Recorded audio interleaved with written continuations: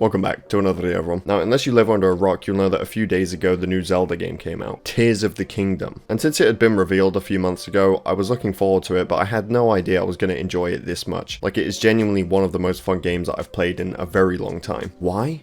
Because you get to piss around with rockets. It's similar to Breath of the Wild in a lot of ways, not just because it uses the same original map. Even though there's changes, it is the same ground level map. And a lot of the combat is similar too, but it also follows the same formula in terms of objectives, it seems. Like in Breath of the Wild, you've got 4 divine beasts that you can, they're optional, but they are the main objectives, and then you can go and face the final boss. Here, there's also 4 main objectives, and I'm almost to the end of one of them. I've almost finished one of them, and it seems like it follows a very similar thing. I'm not going to spoil it. And yet the game is still so different from Breath of the Wild. In fact, it actually boggles my mind how big this game is. Like, you've got the sky area, which, by the way, creates one of the most fun tutorials I've ever seen in the game. That whole section at the beginning when you go out and you have to open the door, complete 3 shrines, is one of the most fun beginning areas that I've ever played in a game. So you've got the sky area that you can explore. You've got the original base map of Breath of the Wild, but changed up in different ways.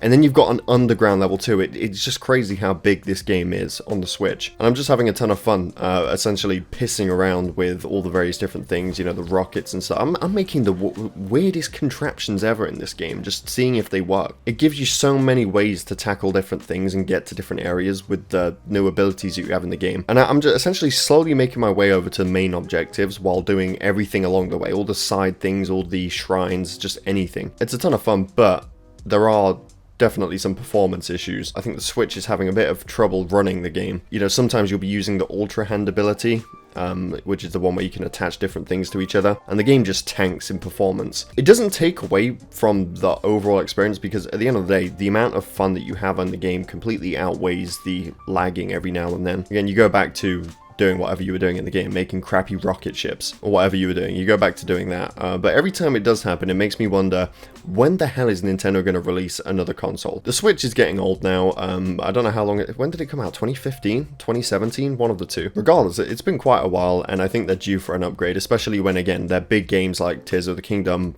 lag quite a bit when doing certain things. But I say Switch specifically because I don't want them to release a new console. I honestly just want them to do the same thing again, but better. I've gotten used to the convenience of essentially putting the Switch in the dock, playing it on the TV, which is what I've been doing with this game, and then just taking it straight out and going back into handheld mode. I feel like Nintendo should not release something that can't do that. I think they should make a better, powerful Switch. So they've always made consoles and handhelds separately, with like the DS, the GameCube and all that, but now they have something that does them both at the same time, and I don't think they need to change that. I mean, there are very powerful handhelds out there, like the Steam Deck. I know Nintendo likes to keep it a bit more simple.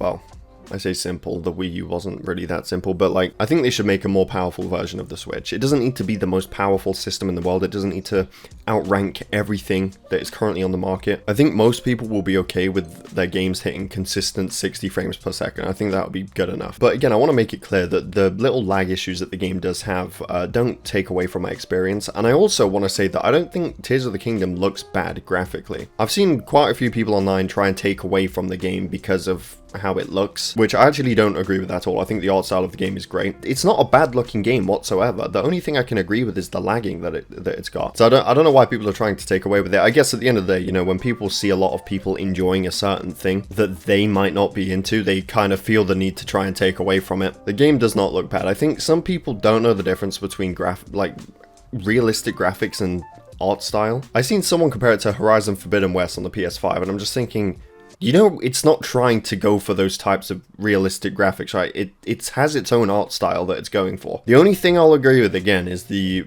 fact that we could use a better Switch, I'm not gonna lie. Whatever the hell they have coming out next has to be right around the corner at this point, so maybe they'll do an upgraded version of Tears of the Kingdom for that system. But in all honesty, I will be very disappointed if Switch games don't work on whatever they release next. I just think they need to do a better Switch so that their games can run properly, hit better frame rates, and all the previous games are still compatible. But I think that is all I really have to say about the game. I don't know how I could replay Breath of the Wild at this point, you know, like after experiencing this, or when I finish the game at least, I don't know how I could go back and play that game. I feel like it'll feel like it's missing something. I mean, at the end of the day, it's still a good game.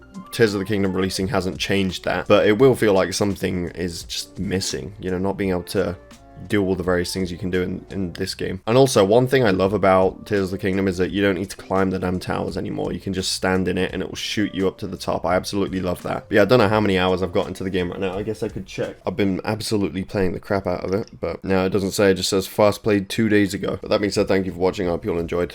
Definitely subscribe if you're new here, and I will see you all in my next video.